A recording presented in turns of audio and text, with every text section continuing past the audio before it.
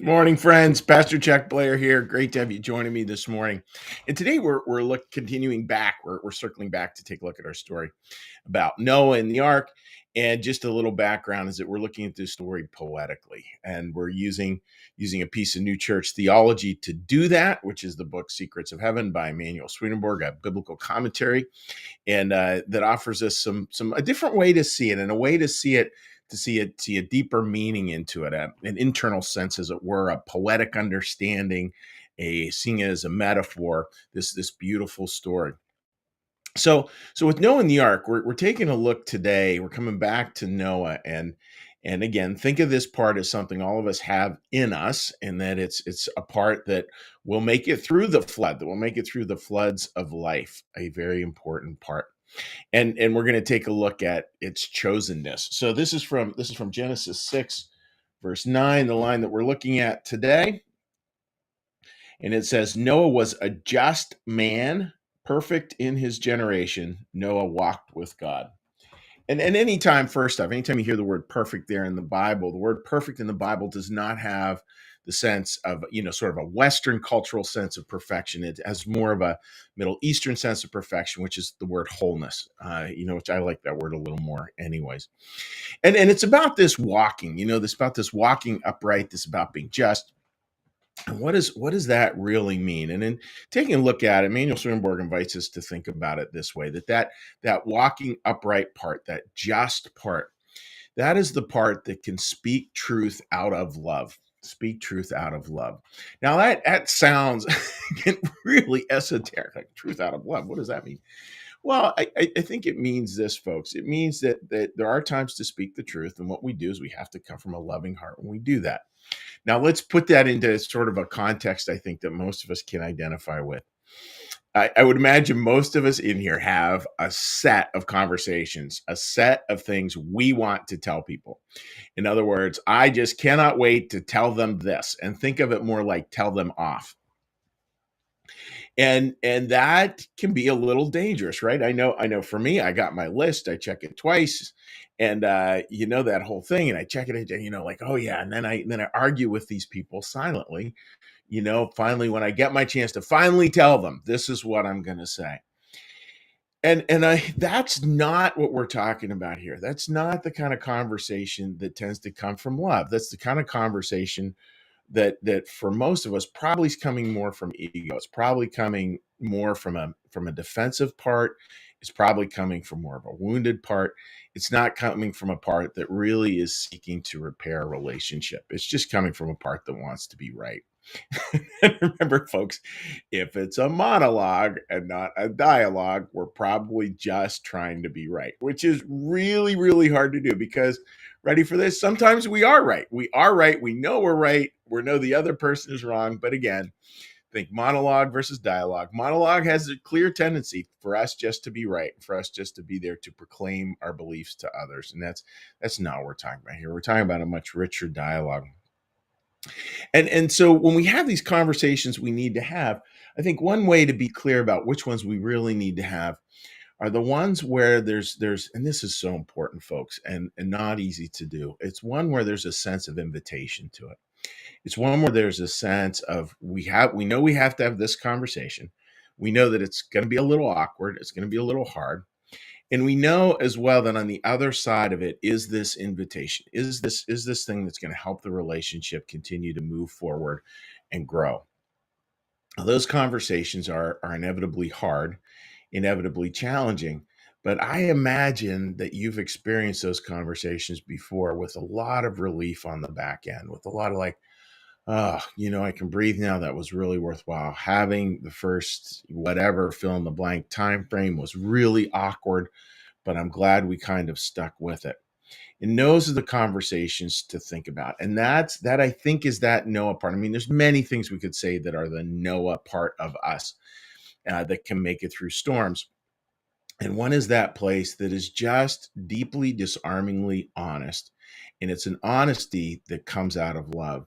And I know for me, like I've been really blessed to have a number of people in my life who are so incredibly honest, but it's always coming out of love. So it never feels, I mean, it might feel a little uncomfortable or a little tweak, but it never feels wounding. It never feels what's the word? Ad hominem. It never feels like it's a personal attack. It feels like it's just an invitation to make the relationship just a little better. And how can we consistently do that? So where's that conversation for you? Who are you thinking, yeah, you know what, I really do need to have that conversation? And think of it in a couple ways. Start out with thinking, is there an invitation in there somewhere, an invitation to a better relationship? And then the second part of it to think about is just make sure that as best you can, that we all make it a dialogue and not a monologue, that it's not about you somehow trying to prove that you are right, that your opinions will carry the day, that you're the one who has the secret understanding of how it all works. That's no good. But instead really think, oh yeah, what's the big invitation here, in terms of growing, because that's what we're here to do. And it's interesting, again, looking at the Swedenborg's commentary here, that again, no, we got to get clear, that's the part that's going to help to shepherd us through the flood. And it's a part that all of us have, and that's a beautiful thing. So, friends, that's my Monday morning thought. And what we're going to do now is we're going to do a little meditation. We're going to do a little prayer, a little blessing. We'll say hi to folks on social media. So with that, friends, let's get a little breath.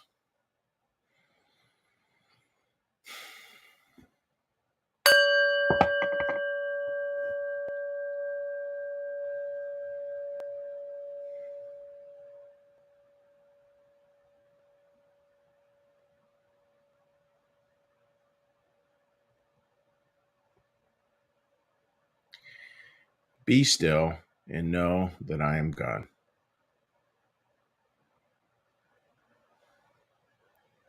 Be still and know that I am.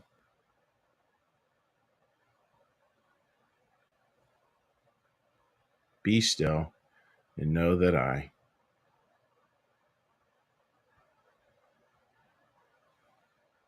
Be still and know that.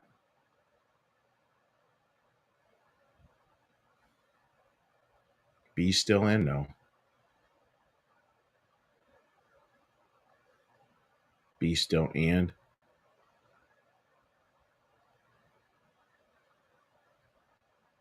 Be still.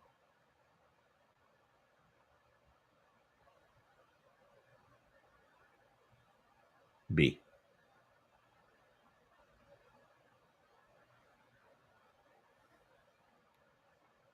Our Father, who art in the heavens, hallowed be thy name. Thy kingdom come, thy will be done, as in heaven, so upon the earth. Give us this day our daily bread, and forgive us our debts, as we also forgive our debtors. And lead us not into temptation, but deliver us from evil. For thine is the kingdom, and the power, and the glory forever. Amen. May the Lord bless you and keep you. May the Lord make his face to shine upon you and be gracious unto you. May the Lord lift up his countenance upon you, bring you peace, and bring you home. Amen. All right, dear friends, let's take a look at all who have joined us this morning. And just a little public service announcement here, folks, as my phone loads up, is get this right, is a super fun one. Is we are taking enrollment for our next small group, our next book club, and it's going to be a ton of fun. We're going to be doing the book Thousand Gifts by Ann Voskamp, and we will actually give you a free copy of it. You just can sign up. You can sign up on our website, www.newchurchlive.tv, and we'll be going on that in like 3 weeks' time. Linda, good morning to you, my friend, and I hope you're doing well. Jen, good morning to you, and hopefully you didn't get too soggy down south there. Sherry, good October morning. Yes, it's feeling that way, Sherry. I actually have the, I'm here in our little cabin in Lancaster. I actually have our little heater on in here, which is kind of different. Martha, good morning to you, my friend. I hope you're doing well. Kim, good morning. Marcus, good morning to you. Paige, good morning to you, and I hope you're doing well, my friend. Linda writes, prayers needed for my friend Nancy, received a hard diagnosis. We sure will keep her in our prayers. Linda, if there's anything I can do individually, like, please let me know. And Betty writes, good morning. Have a great weekend. Looking forward to the fall book club. Yeah, it's going to be really good, folks. We already have a very robust enrollment, and I certainly hope some of you can join us in that great conversation to be had. So, folks, wishing you all the best. God bless. Take care. Bye-bye.